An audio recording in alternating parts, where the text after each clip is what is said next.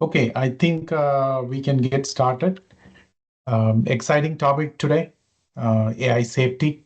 We have a special guest, Vikash. Thanks, Vikash, for joining us in this webinar.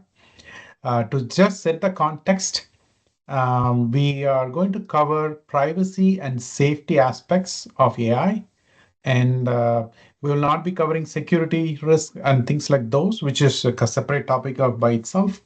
We'll be talking about data privacy, data compliance, safety aspects of AI risk today. Okay, I'll start with a quick introduction. Maybe Vikash, you want to go first, introduce yourself, then I'll probably introduce myself, then we can go into the topic. Yeah, thanks a lot. Hello. Hey, everyone. And thanks a lot, Amar, for having me here. My name is Vikash Rungta. I've been a builder for last many years, and recently I've been kind of building the Llama models, mostly focusing on the safety aspect of it. Right? Apart from that, I've also been teaching at Stanford on the Generative AI for product manager. But even historically, I have worked a lot around the responsible AI as well as the privacy aspect of it. So like build things like the real world friend graph, one of the largest friend graphs in the world, as well as like driving ads revenue, multi-billion ads revenue by ensuring that there is privacy and responsibility happening through that. So super excited to be here, and thanks again, Amar, for having me. Yeah, thanks, Vikash. Quick intro about myself. I'm the founder CEO of Protecto.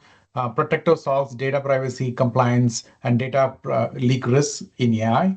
Prior to Protecto, I was a co-founder of FileCloud. Prior to this, I was with Microsoft Search and AI team. I had been in the tech space for the last 2 decades, started off as an engineer and did my MBA at Carnegie Mellon, right? That's a bit about myself. A few weeks back, I met Vikash and we were started chatting, and we spent, I don't know, more than 2 hours just chatting on this topic. Then I said, hey, this can be a great webinar for others to listen in and learn. So that's how the origin of this particular topic. So probably I'll start off with this, Vikash. When you think about AI, there are many components, right? There is LLM, there's a RAG, there is input output, there is all kind of pre-training, post-training, so many different components in an AI app or an agent. How should we think about safety and privacy by component basis if there is a holistic way to look at this problem? Right? We can start off with what type of risk, where should we look for those risks, then we can go deeper into a few areas. Yeah. So I think if we think about safety and privacy, let's break it up into two different aspects of it. Privacy is all about protecting users or companies' privacy. And I think the true way to kind of look about privacy is what is people's expectation of privacy.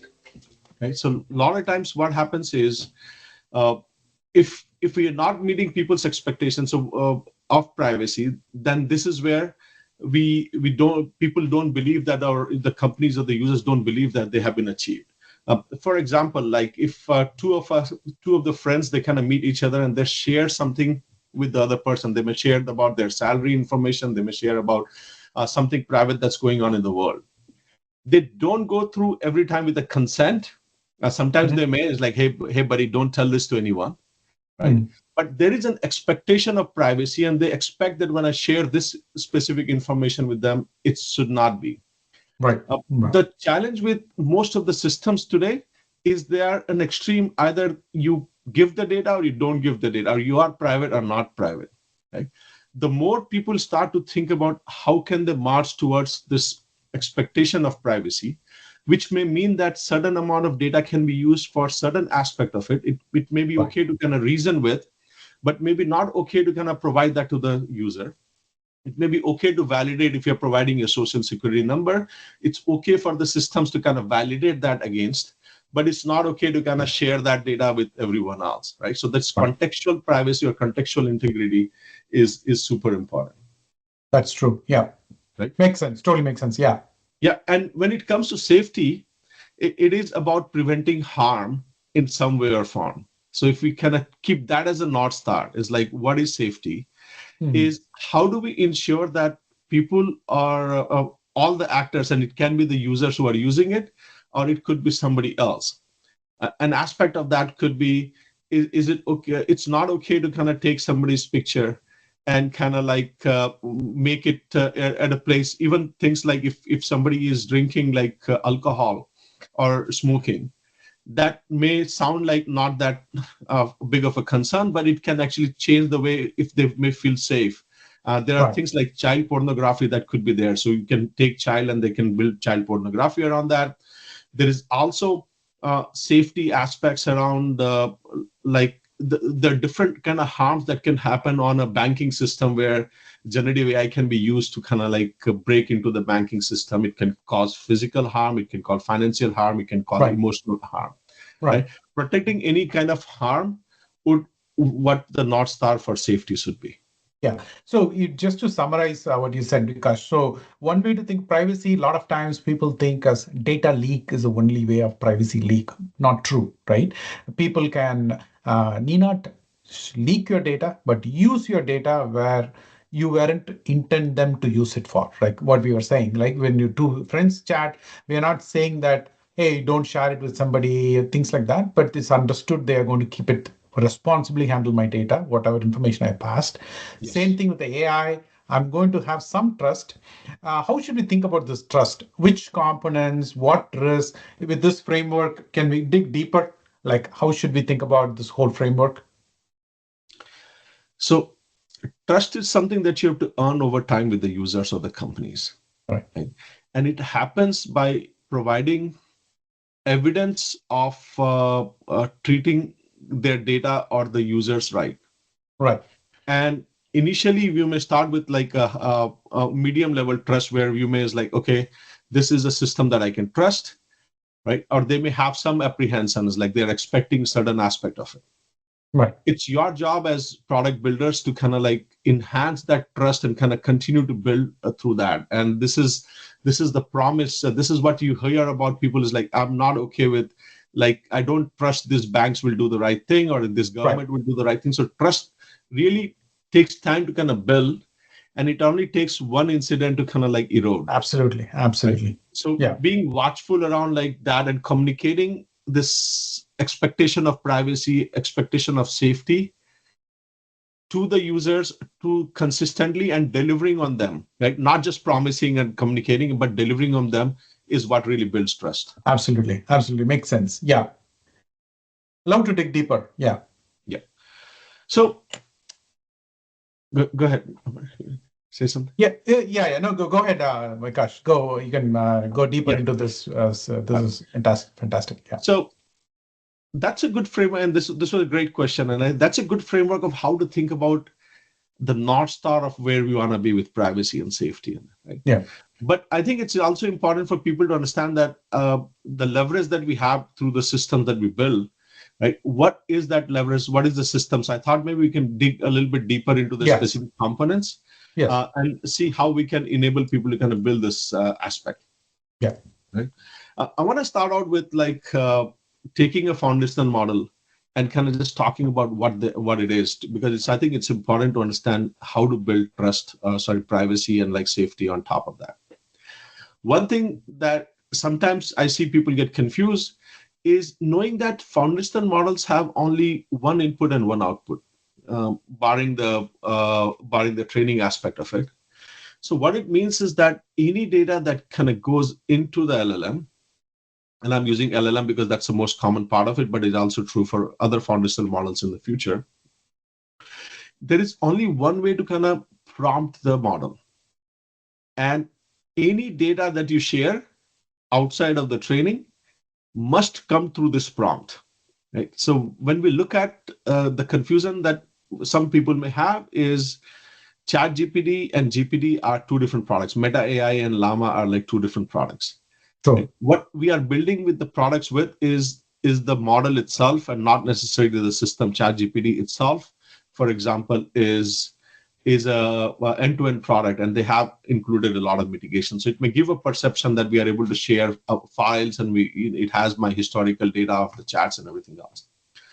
So LLMs have no memory is a good thing to kind of remember. This will help us identify how to kind of mitigate some of the risks so that whatever we give them, it is not going to remember.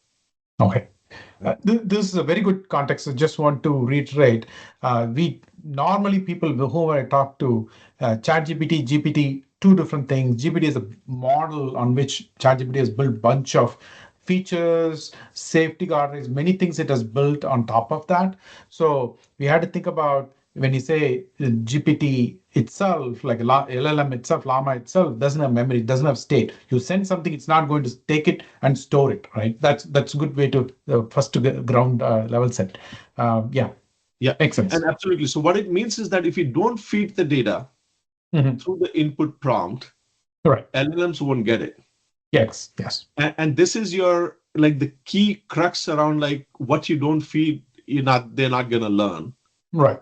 So if you protect your input completely Right. and you ensure that it only learns about things that it should learn, or LLMs only get access to the things that it should, you have a high probability of actually making sure your system is private and safe. Makes If sense. you even if you have some kind of a leakage and there could be things that you didn't are able to kind of completely protect, then there is another opportunity that you get is LLM outputs is where you should think about putting out some kind of a eyes in there to check one more time before it leaves. Is like, hey, can we ensure that there's nothing else that's coming out that might be sensitive, that could be something that we shouldn't be kind of sharing. Okay, makes sense. Yeah. Right? Now, if we extend the system, if we the models themselves will it cannot be shipped, and it is generally shipped as a system, and the system's job is to augment the capabilities of the model. Okay? And we'll talk about what some of the augmentation is, but just know that every other data system that you kind of access kind of comes in and augments the model in front of it most of the time, and then that's what happened. So if you look at like a typical system of like a chat gpt or something else, this is what the architecture would look like, right? So if you have a question, either a system is asking or a person is asking, instead of passing it on directly to the model or the LLM, you actually want to uh, augment the prompt with specific data to make it more useful. So if I am like building a customer support chat system for DoorDash, and if I say when is my order coming in, then user can just continue to say when is my order coming in, like how far is the driver, and then when is my order can actually bring the data from an external system. In this case, what we is popularly known as the RAG, right? And let's talk about RAG for a minute, right? So RAG typically is it's as it says retrieval augmented generation. So it's you're augmenting the generation by retrieving information about a certain aspect of it. You that will come through probably a database or an index. It could Right. be a pretty small index, which is just a file, or it could be a large system like Google has. The entire search is when Google uses Gemini, it uses the entire search as as a RAG for it. And then you will have, of course, public data that you might be putting in there, or private data. And then also there are like external, like in case of the DoorDash example, we pulled in like who's the user, is like where is my order, has two things, is like my is as a person, Vikash's order is here, and I can pull that from the private data, right? And then I can pull some kind of a real-time data from externally through an API to kind of find out where the driver is through an app, right? And that augmentation can come in, feed into the system, goes into the model, and out comes an answer which is more meaningful to the user in the context of what they're asking. So it's really important to kind of build that context. And because a lot of the processing happens, you have Mhm. to make a lot of the decisions within the RAG as Yes. to are you pulling the right information, and Right. are you getting to the right, are you allowed to make that external call, are you allowed to kind of store that data, and what kind of context that you provide from the RAG. Right. So now, though the LLM is stateless, RAG, when all the data retrieval parts of the RAG is fully state, right? It has all the state, it has all the data, it can have sensitive private data and all kind of things in there. Right. So that can go into the prompt. Yes. Yeah, Yeah. makes sense. And this is where you really need to kind of like think about this is typical software engineering, Right. but because we have access to so much data and there are things like vector databases can be used, which is not an accurate search, you may end up pulling things that may be out of context. And I think, Amar, this is where really the work that you guys are doing is Absolutely, yeah. super critical in terms of it's not what LLM is going to do, but it's what you're going to feed into the LLM is there. And maybe you should just quickly talk about like how Yeah. some of the things that can Yeah. help. So for people who are listening, the Protector, what it does is anytime you're ingesting data into an AI application agent, you are taking privacy risk, you are taking data leak risk, compliance risk. What Protector does is it identifies what is sensitive. It masks the data in a way, and this data is still usable by the AI and the LLM. And only when an authorized users can fully unmask and see. Right. So others will just operate on the mass data. For example, one of our customers is building an agent for processing some of the healthcare data. Right. The problem is feeding the healthcare data into the whole AI application is HIPAA regulation. I cannot just load your health information with your name, SSN, everything into the to the RAG. In this case, what they are doing is they're using Protector to identify what is sensitive in the claim document, in the EHR documents, whichever documents related to patient. Replace all the names, phone numbers, this kind of the consistent token, so the data is still understandable for the RAG and the model, right? And when the answers come out, if there are testers, developers who are not authorized, they will see only mass data. They can still review their claims. They can see any problems in the claims, if there's any problems in the other transcription, many things, but they won't know what is the real patient's name is, right? Only when the authorized users like a doctor or a or a claims processing or a fraud team can truly unmask the output, right? Others can operate on it, they can get the insights, but they won't know the exact person's name, right? That's one way we help with protecting privacy, and in this case, compliance and privacy in using enterprise data in a RAG model. Yeah, Yeah. And that's a super hard problem, right? It's just because the amount of data as it kind of grows, you absolutely. have to, and the people's expectation of privacy has increased significantly, right? Like five Yeah. years ago, people had a very different expectation of privacy. Now, customer and or corporate, everybody is super aware of it, and you don't want any of that leakage to happen. So I think this is a big problem and So definitely worth we need to yeah, solve. one other reason, Vikash, they in earlier systems, people know the how the data flowed from each step to another step, right? They designed it, they build the ETL, they build the UI. Now with the AI, it is opaque in terms of, hey, how this magic is happening in many cases, right? So they're very nervous. Actually, where's my data being stored? How it's being processed? What is it learning from it, right? That's also spooking many people. So most of the customer interaction we do, even for our product, they want to keep it within their premise or within their private cloud. That's another thing that's happening because people are so scared with, or enterprises are so scared with privacy, compliance, data leak problems in AI. They're saying, hey, we are not letting the data go out of our control, right? If you want to bring the model also inside, kind of a thing, bring the RAG. Sometimes LLM can be outside, but rest of the components I will control it, is what I've seen many customers are doing. Yes, in the last 5 years, especially after AI, the point of view on data, point of view on compliance has completely shifted. Many of the SaaS model we used to operate is kind of rolling back into on-premise model now. I don't know how long, and but it will be the new way. But we'll see. Yeah. That's a fantastic point, and let me give you a very specific example that will like make it real for folks. Going back to the example of like DoorDash and like trying to order food, you would think that there is no privacy leakage possible if we're just asking simple questions and you are able to kind of like terminate it. It is possible that somebody may ask that, hey, order some dinner for me exactly like Amar Kanagaraj would order. And then if the model has enough remembrance around it, even if your input has Mm. not logged it, it is going to spit out exactly the order that she would have spent. Now, if you go to your Netflix account, you can say, show me the movies that Amar would watch, or like show me the action, or show me the type of flight that they can take. So now the privacy is leaking from the memory of the model, which we'll talk about in terms of how it can be trained into.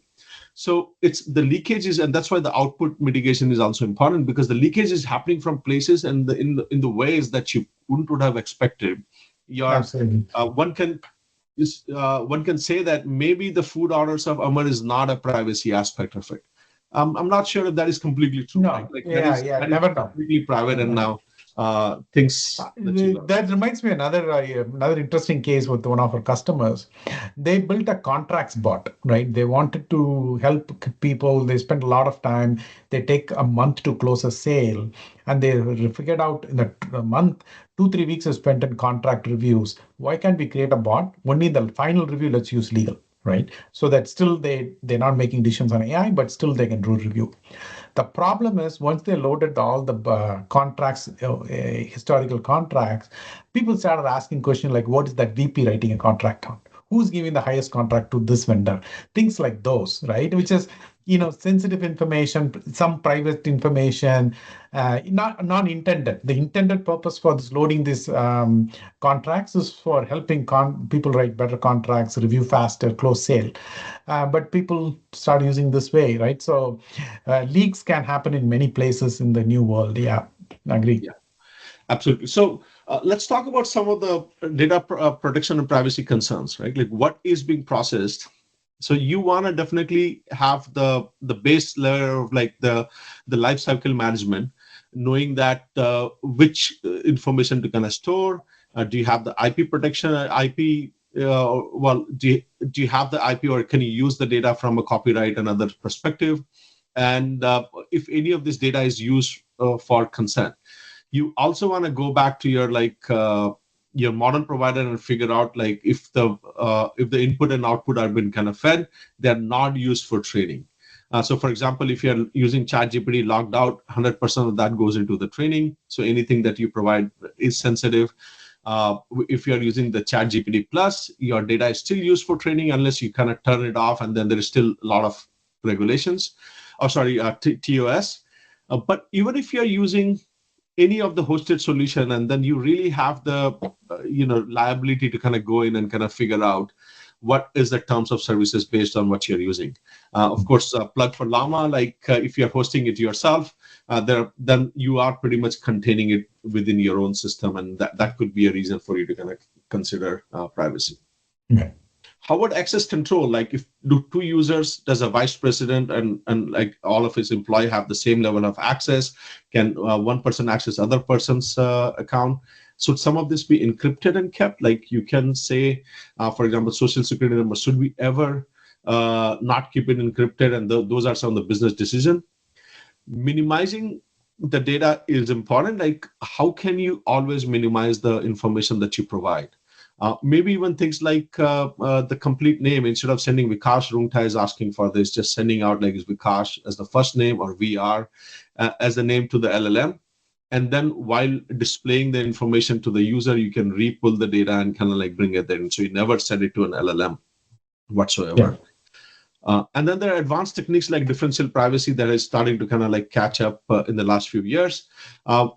It's mostly about adding noise into the data, right? Like differential privacy is a very fancy technical term, but broadly what it is doing, it is trying to kind of introduce noise into the data.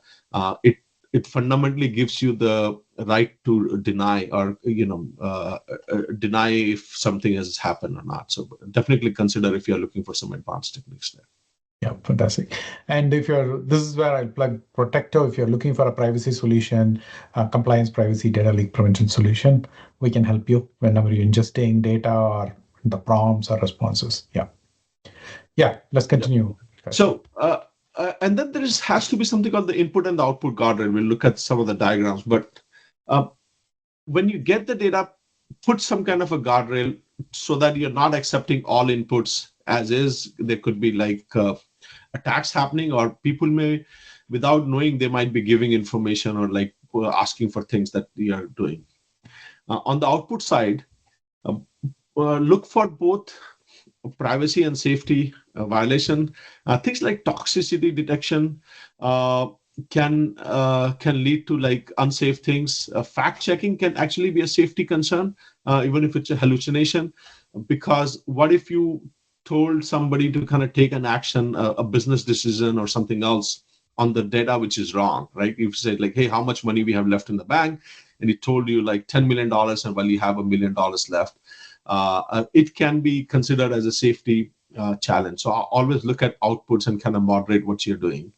And toxicity and others can harm your brand. Like imagine a chatbot that kind of like whips out on the users like, how many times do you want us to kind of respond to your question about where is the driver? We'll let you know when it's there, right? Is that the kind of answer? And it's possible, like models can just crank out stuff and then you want to make sure. Yeah. And there might be biases as well, right? Like misinformation and biases that can actually be amplified. You don't want to respond with like assuming your driver is always going to be a male. For example, is like he's going to be on his way soon. It turns out it's a C. And those are some of the other aspects, depending upon your use case or misinformation, you don't want to amplify. Interesting customer use case here, Vikash. One thing what happened is you may not think as this particular example as a safety problem, but it very well fits here. The thing is, they are a beauty product company, right? They are pretty big in South America. They wanted to build a bot, but LLMs index the whole world. So if I ask what is the best lipstick or best makeup thing, it might be L'Oreal and say L'Oreal, right? And this is what L'Oreal offers. Now, so if their bot is recommending is okay, they can live with it. It really talks bad about competition. Then it looks, hey, your bot is going and talking bad about your competition. That doesn't look good for your brand. So another aspects of again safety, right? Now, how do you make sure this is not talking bad about your competition, not talking about competition, just talk about our product, right? So another guardrail, input output guardrail along these lines is just not bad words and things, but also much wider than that. Yeah. Yeah, absolutely. Right. Along the same line, models can be fine-tuned, right? And this is we looked at input and output, but this is the only exception to how models can learn, and this is true memory that goes into the model, right? What happens is like if you want to train the model to kind of learn about a particular domain or a particular expertise or a particular tone, the way the company works, you would actually go and train the model just like the big guys would do it. And what we call is the fine tuning. But you can not only fine tune for domain expertise, you can actually fine tune these models for safety and policies, right? And this is where you should also be doing a little bit of a red teaming, where you can figure out if people are able to kind of break it or not. Some of the consideration here is also if depending upon your product, is your product going to be deployed in such a way where people can fine tune themselves? If they can, then the risk levels kind of increase significantly. But if it is a product that you deploy as hosted, or you know that you're only selling it to trusted parties, that changes. So knowing who your customer is can actually change the way it is. Okay. I'm just going to quickly go through this because I think there's some more interesting stuff coming up. But even when some of this we already covered, but how do we mitigate some of the risks? So leaking of the private data, right, is really using access control and query filters to ensure that only the authorized data can be retrieved. Right? Similarly, there are challenges around indexing the sensitive information. So it's very important to kind of mask sensitive information. It could be the names, name, phone number, email sounds like the simple one, the SSN, but there could be many more. Like how do you even identify your domain specific sensitive information, the type of information that you're bringing in, and some of it actually should go back all the way to your product. Like when people are providing their information, have you consented them that how this data will be used for kind of like used into some of the AI?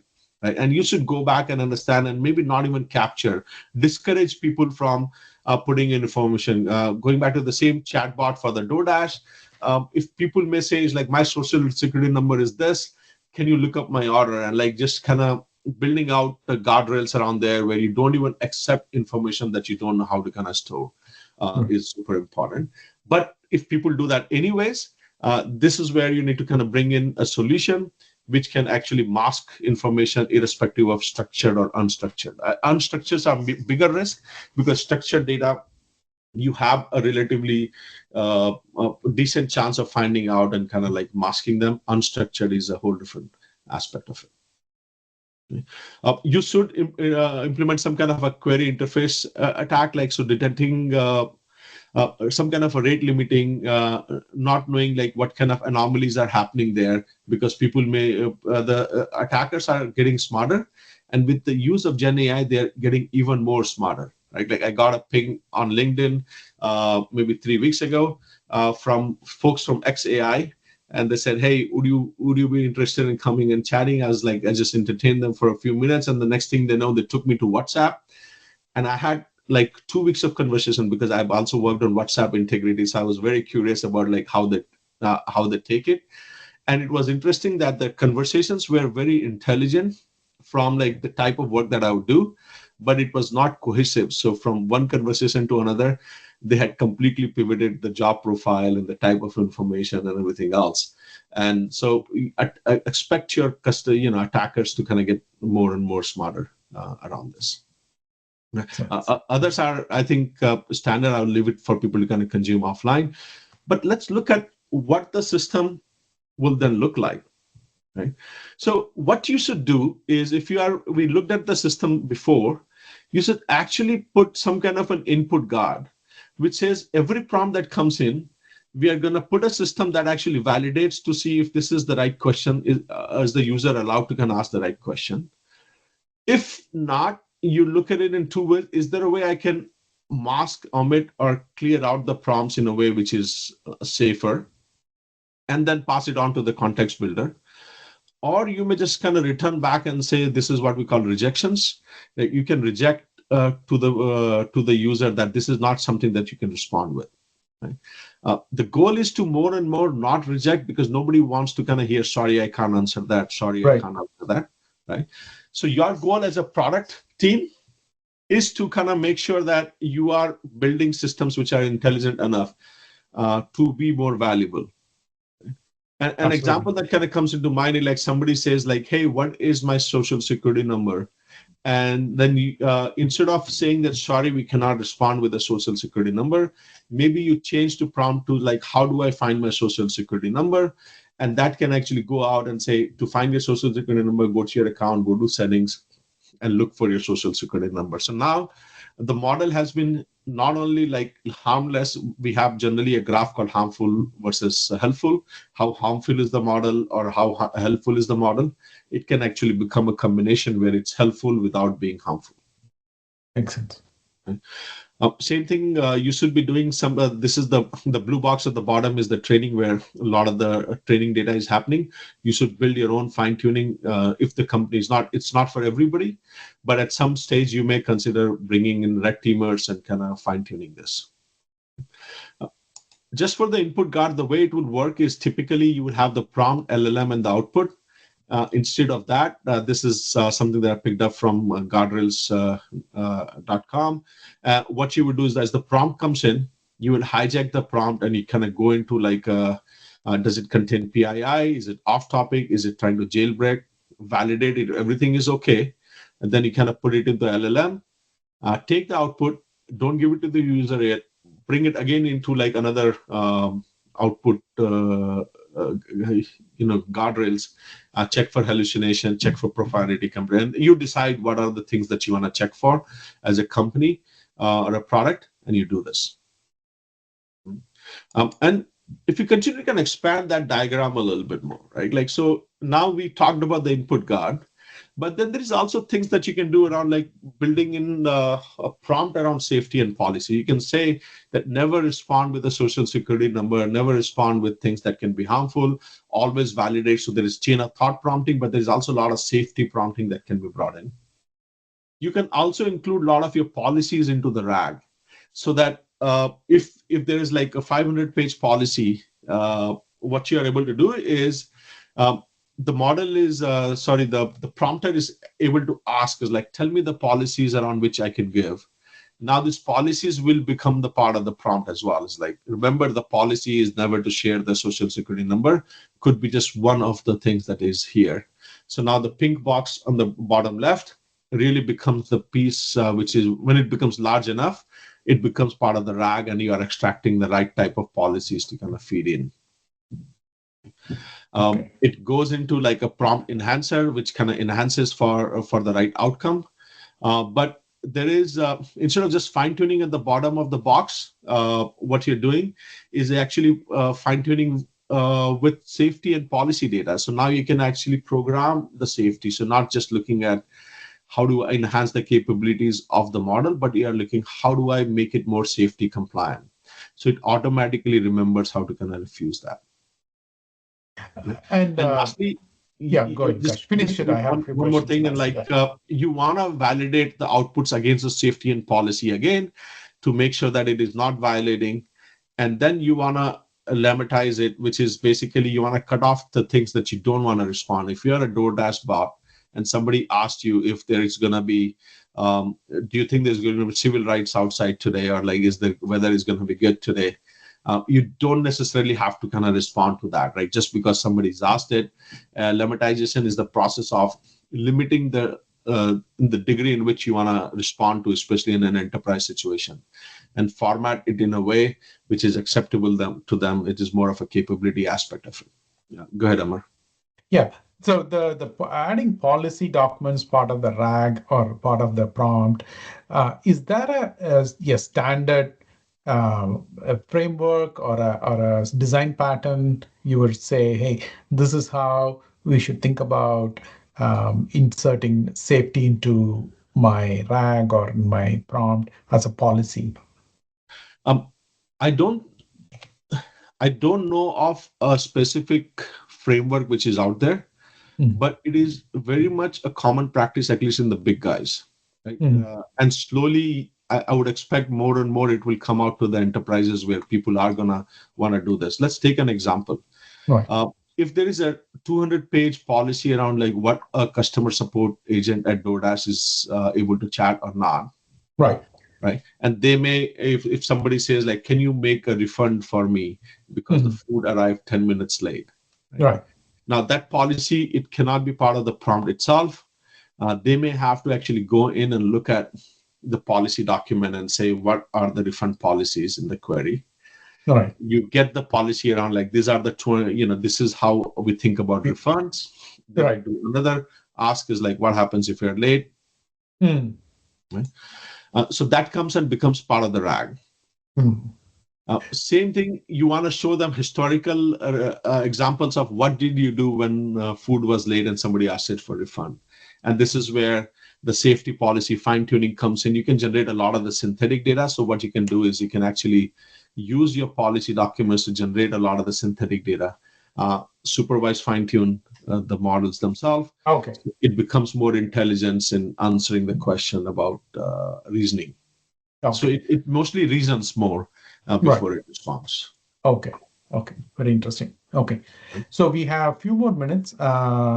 Probably we have 5 minutes left, Vikash. So Yeah, any I think we're wrapping up here. So look, the next slide is pretty heavy, but I just wanted to kind of quickly share just an aspect of it. This is how, and maybe it's a topic for some other time, is like how this is how some of the big guys are building like the actual foundation models, right? Which is they start with, we can't go through the whole thing, but I want to show, they start with the untrained network, which is then there's a pre-training happening there that kind of converts them into like a pre-trained model, which you never see.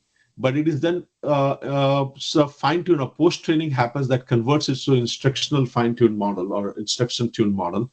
This is the GPT-4, the llamas of the world that you actually see and you are able to kind of access. But this post-training stage is actually where the lot of the safety fine-tuning and other aspects of it is mostly taking place. Okay. A lot of the privacy is happening in the first stage where you're actually removing information which may be private. Right. And you always continue where you start with, right? So you don't have, most of the companies will not have the luxury to kind of building their own foundational model. Right. So you're starting with the blue box in the middle, and knowing a little bit about how the foundational models and others are built will help you how you should think about mitigation. So we won't have time to kind of cover that today, but I definitely wanted to call out that learning about these aspects is going to be super important in the way people are. So in summary, what I would say is uh, while we are building the system, uh, even though you are starting with something very basic, you start with like a basic prompt, you know that you have to augment it. Initial focus should be on the capabilities, which is great. This is what your initial architecture should look like, Yeah, but evolve them to kind of add the input guard, the output guard, and everything else. But know that if the input guard and output guard and the RAG is not enough, then you are able to kind of migrate to like a much more advanced, right? I don't recommend people start here from this slide because then they will be overkilling it, knowing how much of privacy and safety to add based on the circumstances that use you are in cases. is super important to actually ship the product while minimizing Absolutely. risk. Yeah. Yeah, totally makes sense. Very good. Very interesting topic, Vikash. Probably we can do part two and go deeper into how this post training, how the guard safeguards are introduced, how the guardrails are being introduced in a product like ChatGPT kind of products. Some interesting facts, things like those in the part two. This has been a very informative. It was very enjoyable conversation. Thanks, Vikash, for your time. Thanks for others joining in. We'll be posting this video, and please tune in for part two, and we will do it probably in the coming weeks.